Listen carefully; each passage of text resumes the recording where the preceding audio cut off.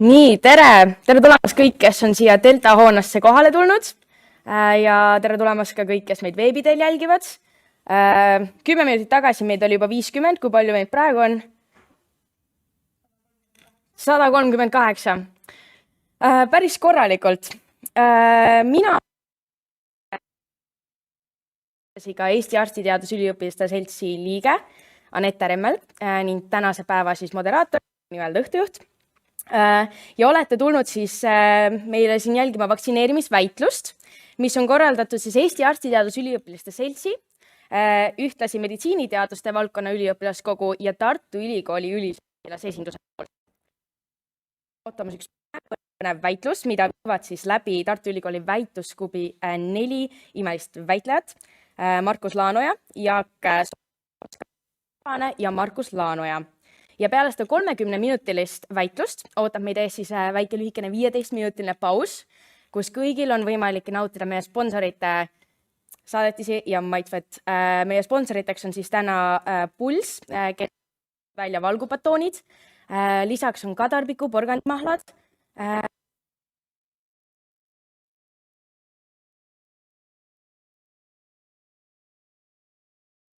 paneeldiskussiooniga.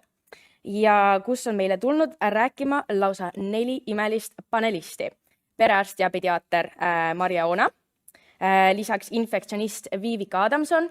Meil on tulnud Tallinnast lausa kohale Haigekassa juhatuse liige Maivi Parv ning lõpuks perearst ja Tartu Ülikooli peremeditsiini professor Ruth Kalda. Ning sellele järgneb siis küsimuste voor, kus kõigil on võimalik esitada küsimusi läbi Slido keskkonna. Samuti need küsimused, mis juba registreerides kirja pandi, need lähevad ka esitamisele. Slidosse varsti ilmub siia 2 QR-koodi.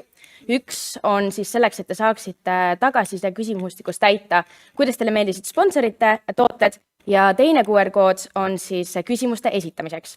Ehk siis leiate selle üles ja panete Slidosse kirja. Slido on ühtlasi selline huvitav keskkond, kus teil on võimalik nii-öelda upvote'ida erinevaid teiste küsitlejate poolt siis esitatud küsimusi.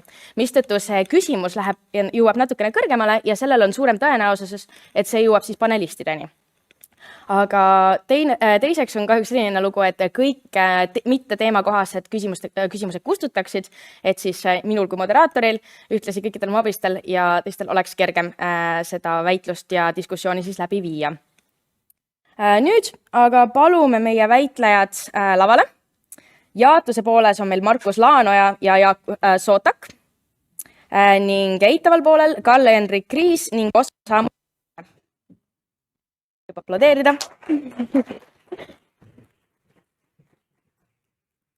Väikene tutvustus, kuidas välja hakkab ei ole väitlusega kokku puutunud, et kõikidel väitlejatel on siis nii-öelda 7-minutiline etteaste, kus nad siis enda pool tutvustavad. Lisaks võivad tulla sellised asjad nagu vahemärkused, kus siis vastaspoole väitleja tõuseb järsku püsti ning esitab siis omapoolse argumendi. Et lisab natuke põnevust. Ning väitluse teemaks on meil täna riikides, kus vaktsineerimine ei ole kohustuslik, ei annaks riik sotsiaalseid hüvesid neile, kes ei vaktsineeri oma lapsi. Vot, aga lava on siis väitlejate poolt.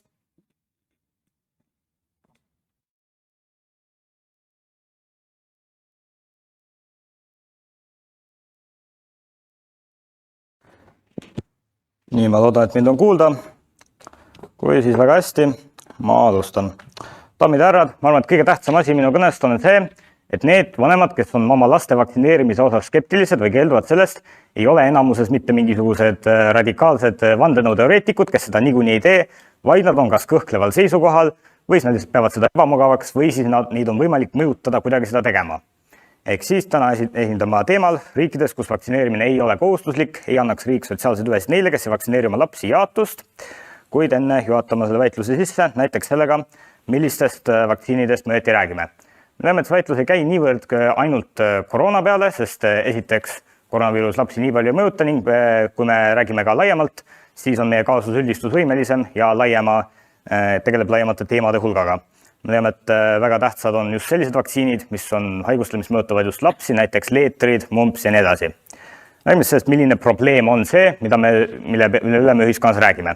Et ma ei pea selgitama arstiteaduse tudengite seltsi üritusel, kui tähtis on karja immuunsus ja vaktsineerimine ja see, et võimalikult paljud oleksid vaktsineeritud, on võimalikult hea ning me leiame, et seda tõestavad näiteks leetrite mumpsipuhangud viimaste aastate jooksul.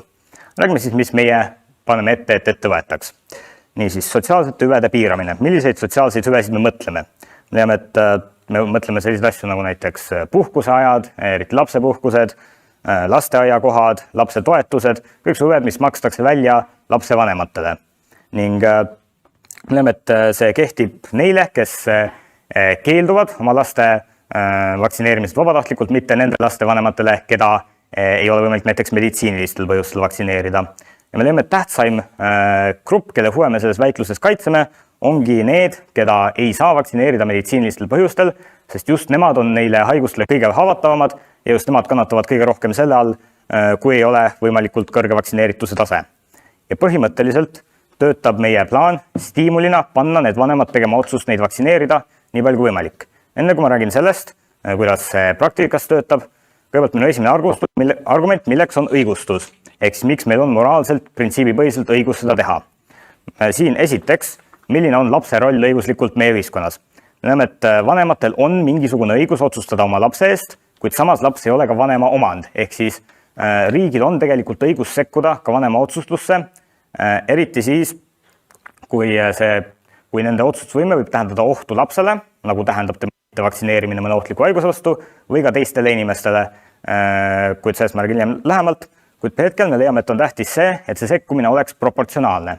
Ning me leiame, et just hüvede piiramine seda ongi, sellepärast, et näiteks kohustuslik vaktsineerimine või neildelt hooldusõiguse äravõtmine oleks ebaproportsionaalne, see oleks liiga suur tung vanemate enda ellu, kuid see just stiimulite kasutamine on vähem sunduslik viis saavutada samu soovitatavaid eesmärke.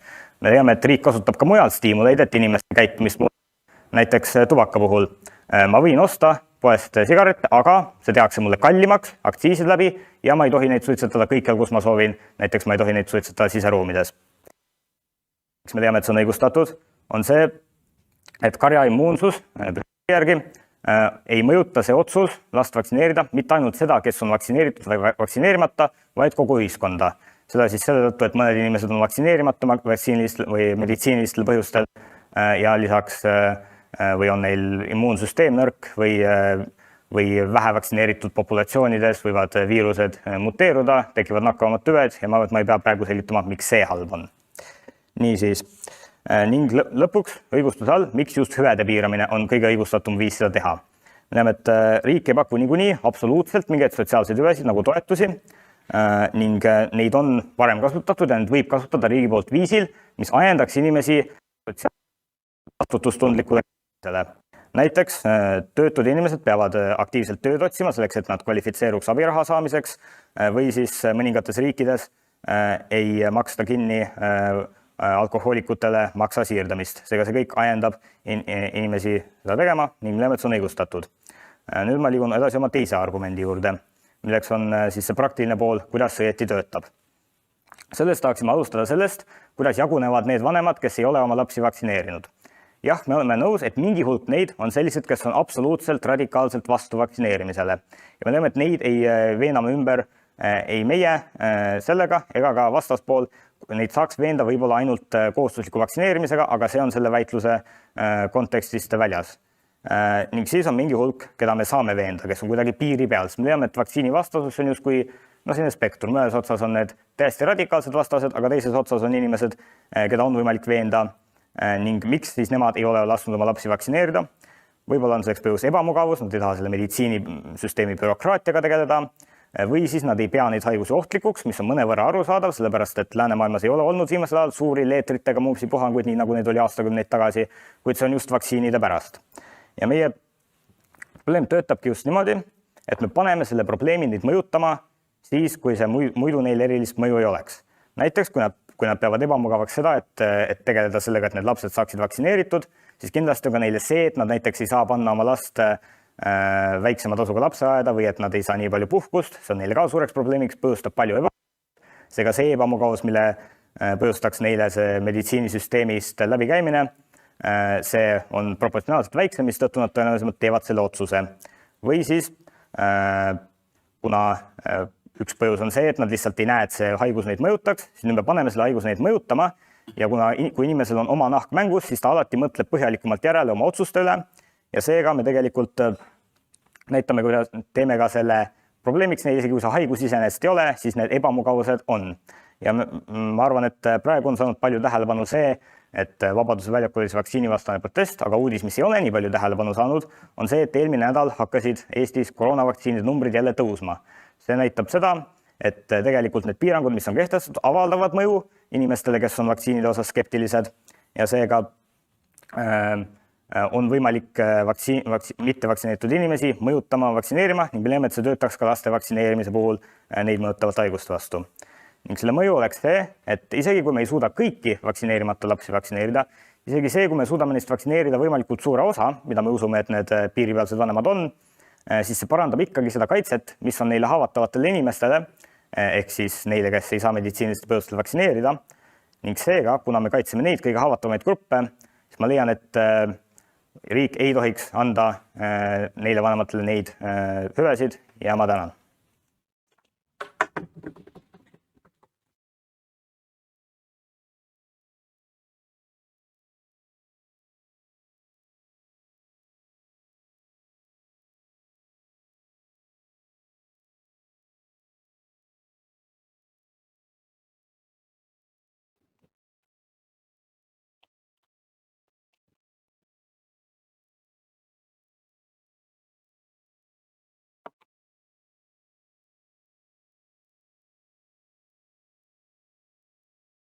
Daamid ja härrad, me oleme nõus, et vaktsiin on mega oluline, me oleme nõus, et võimalikult paljud peaksid olema vaktsineeritud. Meil on küsimus on see, et kuidas me selle kõige paremini saavutame.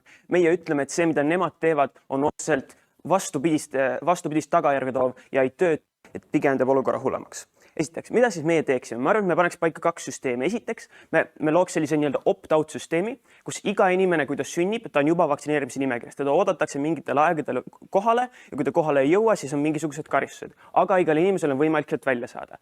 Inglismaal tehtud uuringu järgi 18% kõigist inimest, kes ei ole vaktsineeritud, ei ole seda teinud sellepärast, et see nende jaoks liiga raske, liiga keeruline, on mingid bürokraatiat vaja teha, läbi minna ja nii edasi. Ehk siis, kui see opt-out süsteem oleks, siis esiteks need lapsed oleksid juba selles ja ei peaks enam sellest bürokraatiast läbi minema ja teiseks sellest vaktsiinist välja saamine tähendaks palju bürokraatiat ja need inimesed ei läheks sealt süsteemist nii palju.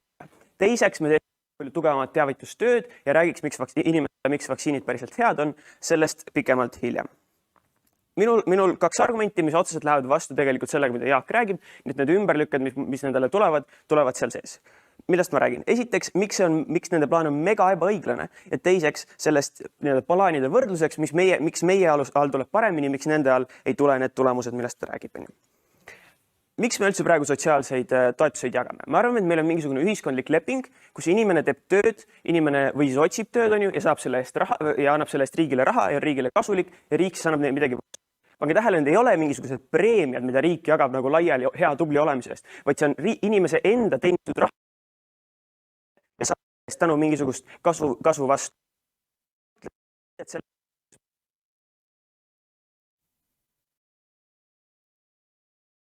Otseselt selle toetuse saamisest. See, kas sa nagu tööd otsid, on otseselt kahjulik sellele töötuse abiraha maksmisele ja otseselt nagu räägib sellest. Okay. Ja teiseks, kui ta räägib sellest alkoholist, siis on ka otseselt enda põhjustatud kahju ja riik ei peaks seda kinni maksma. Okei, mis tegelikult siis on? Me näeme, et inimeste riigi üks põhiline ülesanne on tagada inimeste heaolu. Me näeme, et kui ta nüüd võtab neid sotsiaalseid toetusi ära, siis paljude inimeste jaoks need on väga olulised hea elukvaliteedi tagamiseks. See tähendab, et riik paneks otseselt inimesed sellesse olukorda, kus ta võtab nende heaolu vähemaks ja me arvame, et see ei ole õiglane. Nüüd isegi kui on ju nad ütlevad, et see on üldise heaolu tagamiseks ja karja immuunsuse sellise asja jaoks, siis pange tähele, selle kõige eeldus on see, et päriselt nende plaan töötab ja päriselt inimesed hakkavad rohkem vaktsineerima.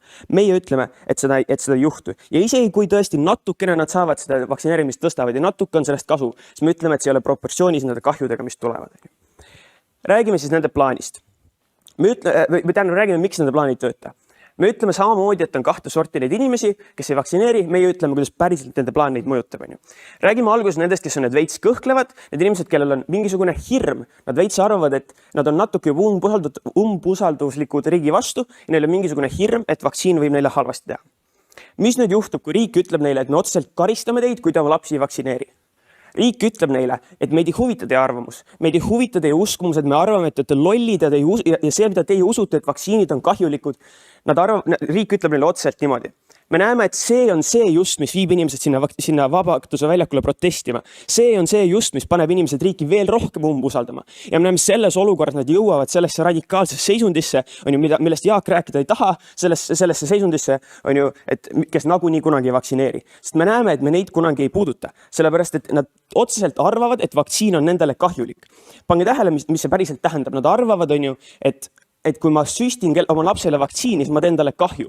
Ja küsige nüüd endalt, kas te kunagi, kui te päriselt usute, et see, mis ma oma lapsele teen, on talle kahjulik, kas te ükskõik millise mingi soodustuse või ükskõik millise toetuse seda päriselt teeksite? Mina ütlen, et ei tee ja me näeme, et nende plaan viib meid jälle sellesse olukorda, kus on veel rohkem inimesi, kes on radikaliseerunud ja kes ei taha päriselt üldse vaktsineerida. Jaak ütleb, et viimasel ajal on see tõusnud natukene nende mingisuguste uute piirangute tõttu vaktsineerimine. Ta ütleb ise ka välja, et see tegelikult ei ole nii palju kajastust saanud. See tähendab, et see ei ole nii suur vastandus olnud. Aga ma väidan, et praegu on rohkem vaktsiinivastaseid ja praegu on rohkem radikaalseid vaktsiinivastaseid, kui nüüd on rohkem vaktsineerimist peale surutud, kui oli siis, kui vaktsineerimine ei olnud nii peale surutud, oli lihtsalt need mumpsid leetrid ja ei olnud koroona kohta. Ma arvan, et siis meil ei oleks olnud nii palju inimesi seal Vabaduse väljakul. Ma arvan, et praegu on sellepärast, et me surume seda peale. Okei. Aga mis nüüd siis päriselt juhtub selle kõige tulemusena? See tähendab, et hästi paljud ei vaktsineeri, ikka hästi paljud jäävad vaktsineerimata. Ja selle läbi jäävad need sotsiaalsest hüvedest ilma, kui nende plaan läbi minna.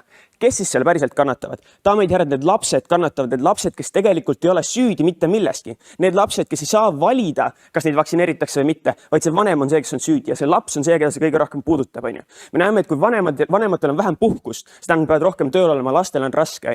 Kui nad jäävad mingit hüvitist puudu, lastel võib olla peab kuskilt kärpima, neid ei saa viia, ma ei tea, bowlingusse minna, oma sõpradega jäätisid ostma. Ma arvan, et see tundub meie jaoks väga väike detail. Aga ma arvan, et väikse lapse elus on väga olulised asjad kõik, et tema vanem oleks kodus, et vanemad saaks anda raha, et minna jäätist ostma. Ma arvan, et need lapsed on need, kes kõige rohkem kaotavad, ja ma arvan, et see on väga oluline just see kahju, mis nende all tuleb. Ja nagu me ütlesime, riigi roll on heaolu tõsta ja praegu riik teeb täpselt vastupidist, ehk siis maandab nende heaolu. Okei. Versus, mis siis meie ajal juhtub, mis meie plaani ajal juhtub. Esiteks ma rääkisin juba sellest, kuidas opt-out süsteem töötab, kuidas see töötab paremini, kuidas rohkem inimesi hakkaks juba vaktsineerima. Samas me ei piira kellegi õigusi, me ei võta kellelgi raha ära, me ei pane kedagi iseenesest halvemasse olukorda. Nüüd, vastased lükkavad tegelikult inimesi asme rohkem eemale, aga nad ei tegele selle probleemiga, mis on see, et need inimesed tegelikult kardavad, nad ei tea täpselt, mis see olukord on, mida vaktsiin neile teeb, neil on mingi hirm, nad ei tegele tegelikult selle hirmuga. Me näeme, et see hirm tekib sellest, et nad ei saa päris täpselt aru, kuidas vaktsiin töötab ja neil tekivad mingid lüngad oma loogikas ja nad täidavad selle asjaga, mis on nende jaoks kõige mugavam, ehk siis tuleb välja see, et riik neile valetab ja tegelikult ei ole neile üldse kasulik. Me näeme, et me saame panna palju tugevamat rõhku sellele, et inimesi harida. Näiteks, ma ei tea, kui on lastevanemate koosolek, kutsuda sinna mingi professor, mingi arst, kes räägib neil on võimalik esitada küsimusi, seda hästi rahulikult ja neutraalselt teha ilma mitte midagi peale surumata. Me näeme, et juba sellepärast me saaks tõsta seda vaktsineerimist. Varem palju rohkem inimesi kartis lennukiga lendamist, mida aeg edasi need hirmud kaovad. Samamoodi kaovad hirmud ka vaktsiinide juures, kui lihtsalt asjade kohta rohkem teada saada.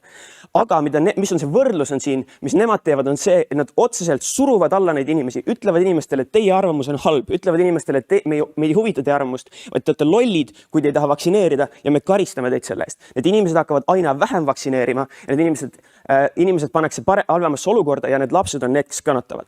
Daamid ja härrad, Eitus peaks võitma selle väitluse. Aitäh!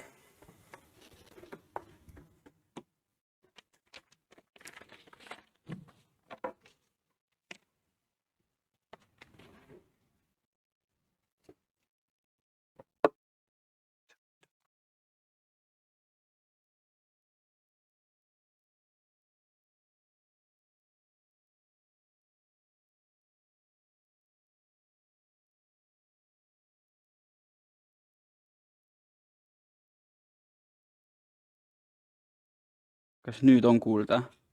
No siis on väga hästi.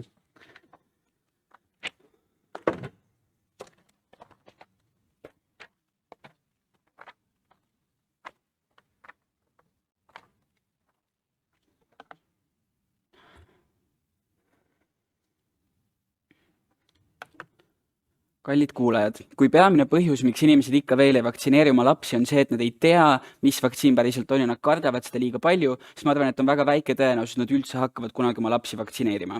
Kui aastakümnete pikkune teavitustöö, mida me oleme teinud, ei ole pannud inimesi oma lapsi vaktsineerima ja nad ikka veel arvavad, et võib-olla vaktsiin tekitab autismi või paneb ta lapse, ma ei tea, uued kõrvad kasvatama, siis ma arvan, et meil ei ole lihtsalt enam mitte midagi teha, kui päriselt hakata inimesi negatiivsete stiimulitega mõjutama, et anda neile mõista, et nad peavad oma lapsed vaktsineerima selleks, et ühiskond tervikuna saaks paremini edasi elada.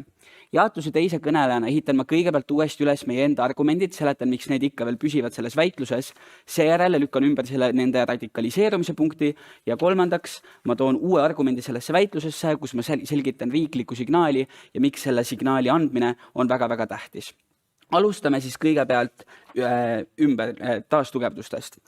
Selle kohta, mida nad ütlevad meie plaani kohta. Nad ütlevad, et meie plaan on ebaefektiivne ja ebaproportsionaalne ja nad teevad ise kahte palju paremat asja. Need kaks paremat asja on teavitustöö ja opt-out süsteem, mille ma igaks juhuks ära ka tõlgin. See tähendab seda, et inimesed saavad siis välja astuda mingisugusest olemasolevast süsteemist, mis nende puhul oleks siis see, et lapsi tavaliselt vaktsineeritaks.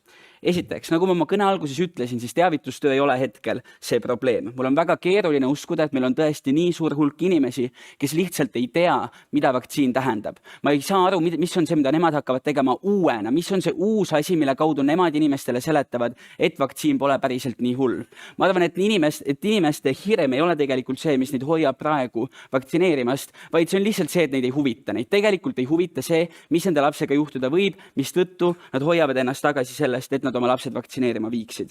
See teavitustöö, nad peavad näitama, mis päriselt on see muutus ja kuidas nemad teevad seda nüüd täiesti uuel moel, võrreldes sellega, nagu me oleme seda juba teinud. Nad peavad näitama, miks on mingi unikaalne asi nende plaani all ja meie saame ka teha teavitustööd. Kui teavitustöö lahendab probleemid, siis teeme meie ka ja meil ei ole vajagi kelleltki võtta ära neid sotsiaalseid hüvesid ära, sest meie saame nende plaani teha enda oma maailmas ka. Sama kehtib ka selle väljaastumissüsteemi kohta. Kui see on piisav, siis teeme seda ka. Meie võime ka teha seda sama plaani ja see ei ole mitte kuidagi nagu need asjad ei välista üksteist, meie võime ka seda süsteemi kasutada, ei ole üldse vaja hakata nagu ainult neid asju tegema. Tähendab, meie ei olegi vaja sotsiaalseid hüvest ära võtta, sest kõik juba on lahendatud. Aga veel enam, ma arvan, et opt-out süsteem üksinda tegelikult ka ei mõjutaks neid inimesi.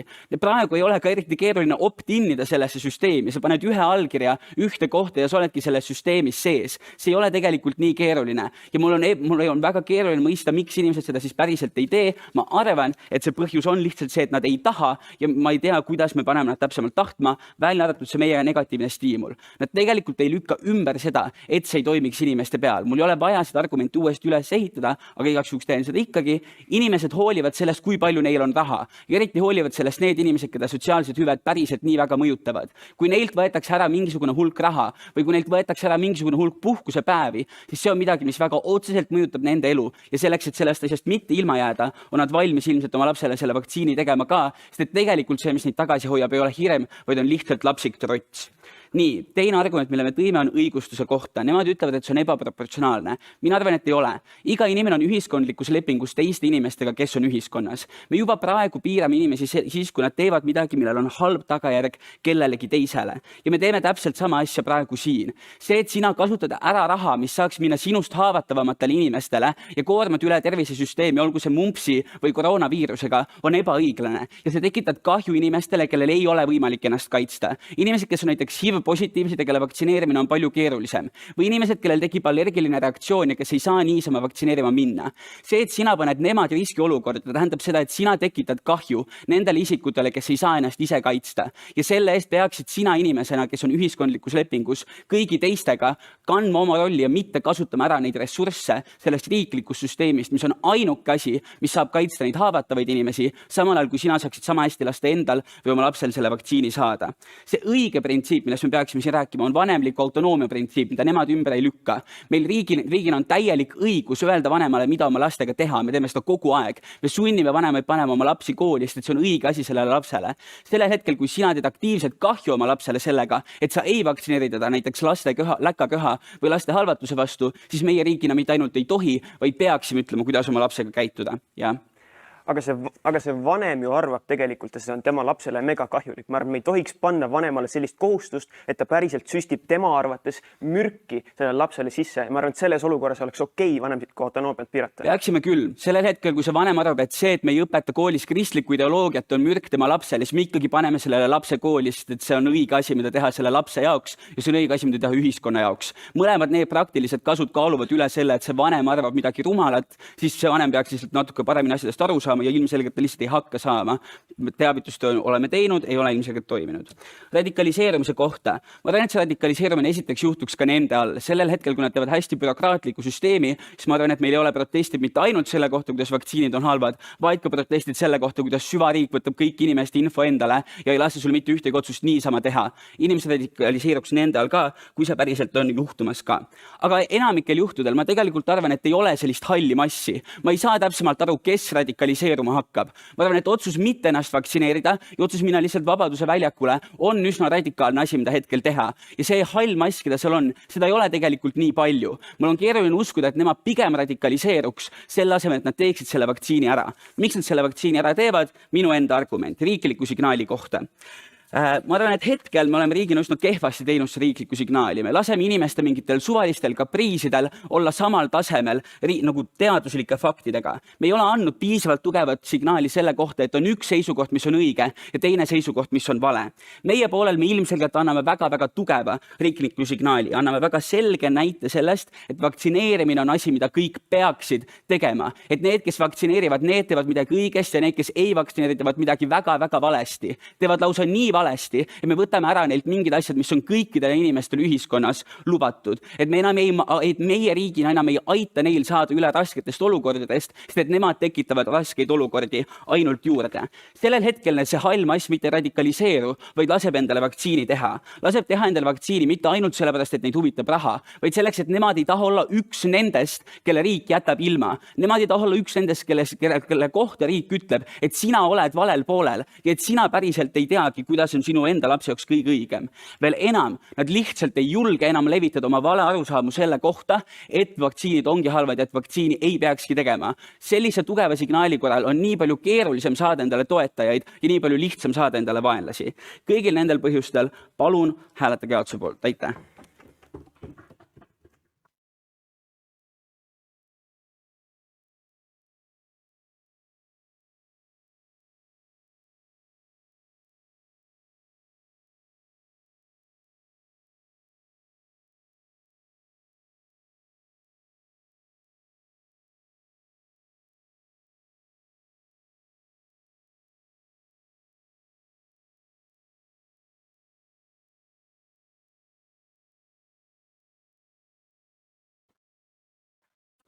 Üks, kaks.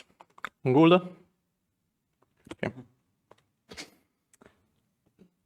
Tervist! Täna lugesin Delfis ühte arvamusartiklit ühelt endiselt õpetajalt. Ma enam nime hetkel ei mäleta, aga ta rääkis umbes sellist juttu, et ta on vaadanud küll mingisuguseid erinevaid fakte ja argumente, miks peaks vaktsineerima ja ta on nagu üldiselt mingi ratsionaalse arutelu käigus jõudnud enda peas sellele tõdemusele, et tõenäoliselt koroonavaktsiin on tegelikult täitsa tore asi ja võiks olla täitsa vajalik. Aga ta ei ole ennast vaktsineerida lasknud. Miks ta ei ole ennast vaktsineerida lasknud? Sellepärast, et iga kord, kui ta on mõelnud, nüüd ma peaksin tegelikult ennast vaktsineerima, siis on tulnud see hetk, kus ta mõtleb, et aga riik sunnib mind seda tegema. Riik manipuleerib mind minema vaktsineerima ja mulle ei meeldi, et mind manipuleeritakse. Mulle ei meeldi, et mind suunatakse jõuvõtetega sinna vaktsineerima, eks ole. Ma saan küll ratsionaalselt aru, et see võib mulle kasulik olla, aga ma ei saa aru, miks on nagu selline asi, et mingi hea eesmärgi nimel peab inimesi hakkama manipuleerima ja jõuvõtetega suunama. Ja sellepärast mina arvan, et vaktsineerimine võib-olla ei olegi nii hea ja sellepärast mina ei lähe vaktsineerima, eks ole. See on enam-vähem see mõte, mida see endine õpetaja siis selles arvamusartiklis ütles ja me arvame, et see illustreerib väga hästi seda kõhklevat inimest, eks ole, kes mõtlebki oma peas, et kas ta nüüd peaks minema vaktsineerima või ei peaks ja millistel põhjustel ta peaks ja millistel põhjustel ta ei peaks. Ja see näitab väga hästi, et mida rohkem me neid surume, mida rohkem me neid vastandame, mida rohkem me ütleme, et nad on rumalad, et nad ei saa aru, et vaktsiin on neile kasulik ja mida rohkem me üritame nende jõuvõtetega sinna suunata, seda rohkem nad tegelikult ei taha seda teha. Ja me peaksime nendega tegelikult lihtsalt rääkima üks ühele, eks ole, me peaksime nendega lihtsalt võtma selle aja maha ja nendega lihtsalt nagu võrdsetega rääkima, sellepärast, et siis nad päriselt kuulavad meid ja siis nad päriselt on nõus ka minema ja tegema selle vaktsiini endale või lastele või kellele iganes siis ära, eks ole. Ei. Ma räägin kahest asjast, ma räägin sellest õigustusest, ma räägin, mis siis nagu päriselt juhtub ja kõige selle käigus ma siis üritan nende juttu ümber lükata ja enda Karli juttu siis uuesti taas tugevdada. Esiteks, õigustus.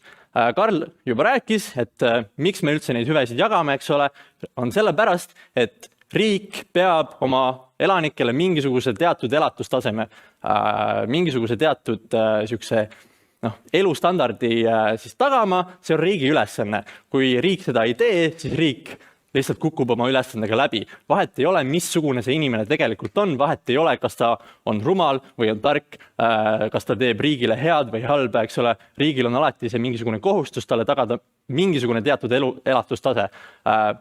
Muidu lihtsalt riik ei täida oma ülesannet. Kui nüüd siis Markus rääkis meile, et hea küll, aga riigil on võimalik ka nagu inimest karistada, kui ta ei täida oma seda ühiskondlikku lepingut, siis no okei, võib-olla on tõesti isegi võimalik riigil seda mingit ühte lapsevanemat karistada, aga miks tal peaks olema võimalik selle kaudu ka seda last karistada, kes ei ole tegelikult milleski süüdi, eks ole. Sellepärast, et kui me võtame nendelt lapsevanematelt need sotsiaalsed hüved ära, siis kannatavad ju mitte ainult nemad, vaid ka nende lapsed, kes ei ole ise milleski süüdi, kes juba niikuinii tegelikult saavad kahju selle kaudu, et nende lapsevanem ei luba neid vaktsineerida ja nüüd nad saavad veel rohkem kahju selle kaudu, et nad ei saa enam lasteaia kohta või nad ei saa enam koolitoitu või nad ei saa enam oma ma ei tea, lapsevanematega mängida, eks ole, sellepärast, et lapsevanematel ei ole enam nii palju puhkusepäevi. Ühesõnaga, ükskõik missugused sotsiaalsed hüved on ära võtavad, alati need lapsed kannatavad ka ja selle tõttu ei ole see plaani õigustatud. Jah. Aga see laps ju kannatab niikuinii, kannatab teie maailmas ka, sest et see laps saab mumpsi või läkaköha või difteeria või kõik kolm ja see on kannatus, mida teie ei saa ju mitte kunagi kuidagi ära võtta. Saame küll, sellepärast, et meie suuname inimesed paremini vaktsineerima, meie saame selle tulemuse paremini kätte. Ja sellest ma tahangi rääkida järgmiseks, et mis siis tegelikult päriselt juhtub, eks ole. Esiteks, miks need inimesed ei lähe vaktsineerima praegu või miks nad kõhklevad, ongi see, et nad ei tea piisavalt lihtsalt. Nad ei saa nagu mingitest olulistest linkidest aru nagu taga, et miks inimene peaks vaktsineerima minema. Nad kuulevad oma kuskilt mingisugusest sõpruskonnast või meediaruumist seda, et vaktsiinidel on mingisugused teatud riskid ja nad ei tunnista nagu, või nad ei adu seda, et nojah, et need riskid on võib-olla küll olemas, aga sellel haigusel on palju suuremad riskid, sellepärast et see vaktsiin on asi, mille ta 100% saab, kui ta läheb seda vaktsiini tegema, eks ole, ja sealt on ainult üks samm selleni, et selle vaktsiiniga kaasnevad mingid riskid, aga see, et ta saab selle haiguse ja selle haigusega kaasnevad mingisugused kahjustused, on ju 2 sammu, eks ole. See on nagu 100% rohkem samme, mida see inimene peab oma mõtlemisest tegema selleks, et need päriselt halbade asjadele jõuda oma mõtlemises. Ja sellepärast ta alati adub seda vaktsiinikahju paremini. Ja sellepärast ta ei taha praegu seda teha. Sellepärast ongi paremini. Siis ta hakkab neid paremini aduma. Nüüd isegi kui ei ole enam teavitusega võimalik veenda neid inimesi, siis see, et me hakkame neid sundima vaktsineerima või põhimõtteliselt sundima, eks ole, see ei ole küll kohustuslik, aga see on sisuliselt ikkagi põhimõtteliselt kohustuslik, sellepärast et selleks, et see asi neil töötaks, nad peavad ära võtma nii palju neid mingeid erinevaid hüvesid, et inimesel ei ole võimalik enam elada muidu. Ehk siis, mis juhtub on see, et nad tegelikult need inimesed ei taha enam minna vaktsineerima, vaid nad radikaliseeruvad. Seda nagu näitlikustab see sama arvamusartikkel, eks ole, millest ma teile just rääkisin. Seda nagu väga hästi näitab ka see, et ühesõnaga see arvamusartikkel juba näitab seda, eks ole. me usume, et kui inimesed saavad päriselt aru, miks on oma lapsi vaja vaktsineerida, siis nad päriselt ka teevad seda. Praegu nad lihtsalt mõtlevad, et vaktsiinid on minu lapsele halvad ja isegi kui mult need sotsiaalsed hüved ära võetakse, siis ma ikkagi ei taha oma lapsele halba. Asi ei ole niiviisi, nagu Markus meile väitis, et lapsevanemad on ainult raha peal väljas. Ei ole. Me usume, et enamus lapsevanemaid, olgu nad siis vaktsiini vastased või oma lapse tervisest huvitatud ja sellepärast teevad need otsused. Ja nüüd lühidalt sellest, miks teavitus töötanud, eks ole, mis on see peamine põhjus, miks Markuse järgi siis see meie plaan ei töötaks. No, alguses ta ju tegelikult töötas. Meil on nagu mingisugune 20. sajandi jooksul, meil ju oli väga selgelt see, et me hakkasime vaktsiine tegema, me nagu pidime inimestele selgitama, miks me neid teeme ja siis inimesed said aru ja siis vaktsiine tehti ja alles mingi viimase 20 aasta jooksul on tekkinud see, et nüüd enam inimesed ei taha neid teha, sellepärast, et vahepeal oli hästi ja vahepeal me ei teavitanud neid piisavalt ja sellepärast ongi nüüd vaja hakata uuesti tegema. Kõigil nendel põhjustel eitus.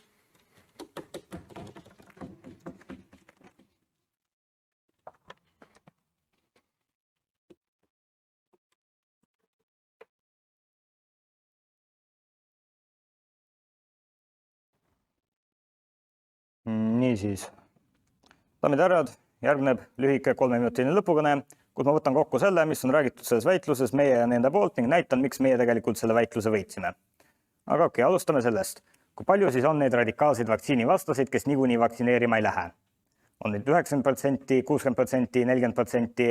Ma ütlen ausalt, me tegelikult ei tea ja tegelikult nemad ka ei tea. Aga me saame vaatame seda, mida me teame. Vastaspool räägib meile väga palju neist teavituskampaaniatest.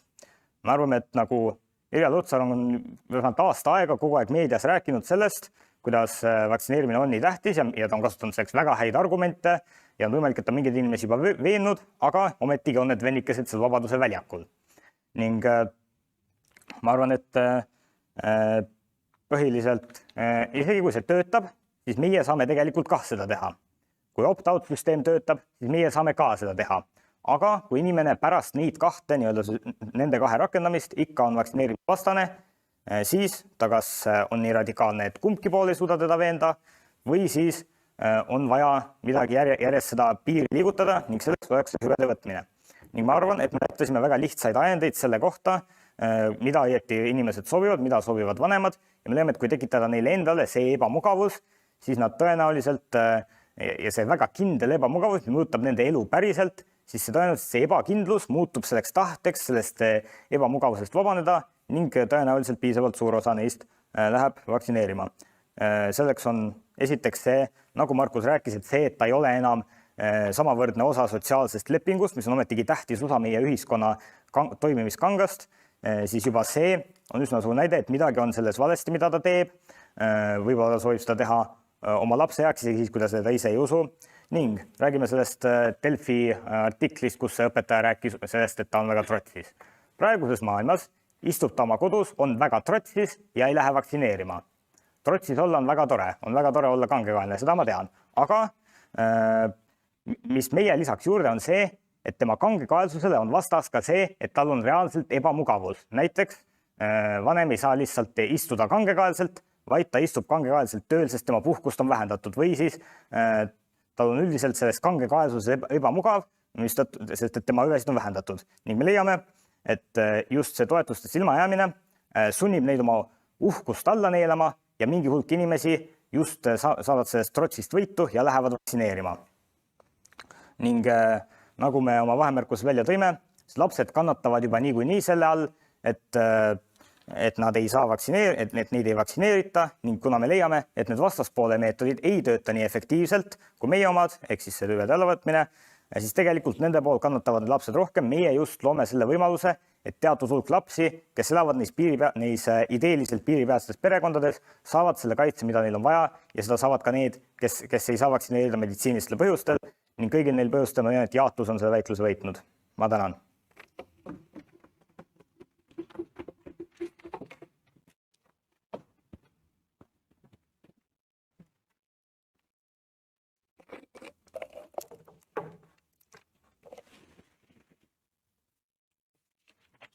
Nii, kas nüüd töötab äkki?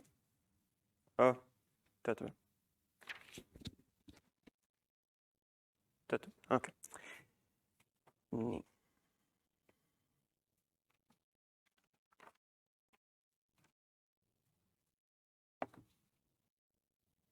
Ma teen siis sama asja, mis Jaak, võtan enda poolt ka kokku, ütlen, miks hoopis meie võitsime. 2 asja, millest me siin rääkisime, oli õigustus, miks me üldse võime seda teha või miks me ei tohiks seda teha ja kumb plaan, kumb meetod on siis efektiivsem ja lõpuks, miks nende oma on mega halb. Okei. Mis see õigustus on? Nemad ütlevad meile vastu, et me juba piirame hästi paljusid ja me võime teistele halb, nad teevad teistele halba, kui nad ei vaktsineeri, karjaimmuunsus laguneb ja nii edasi, nii edasi.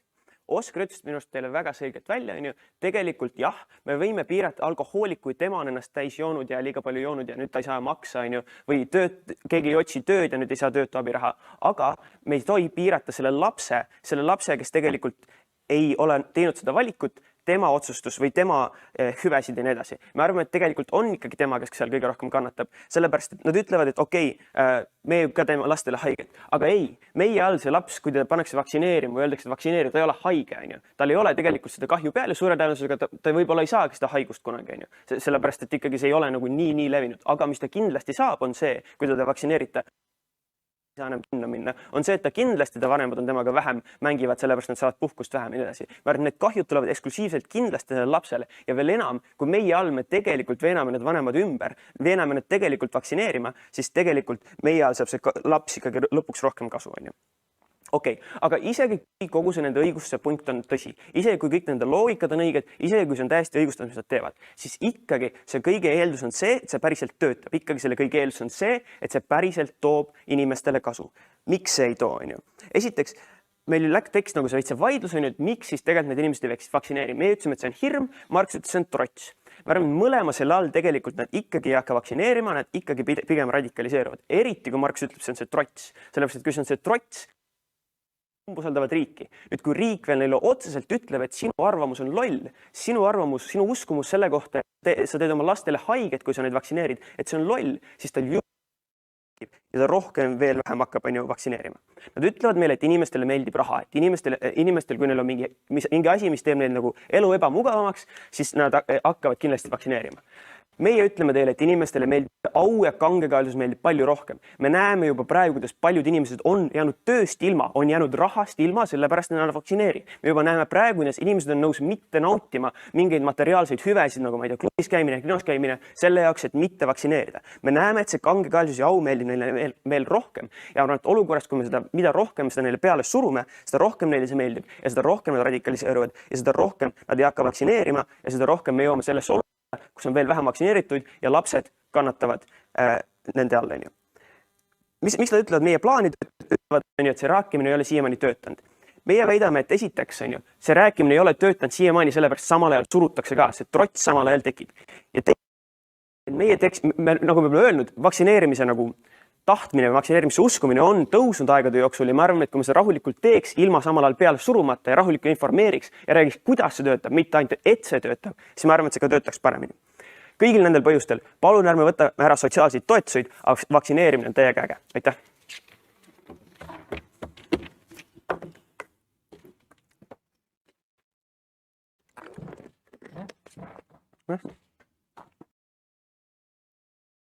No nii, vähemalt minu arust oli ülimalt põnev. Ma ei tea, kas te nõustute minuga või mitte. Aga nüüd suur aitäh teile väitlejad.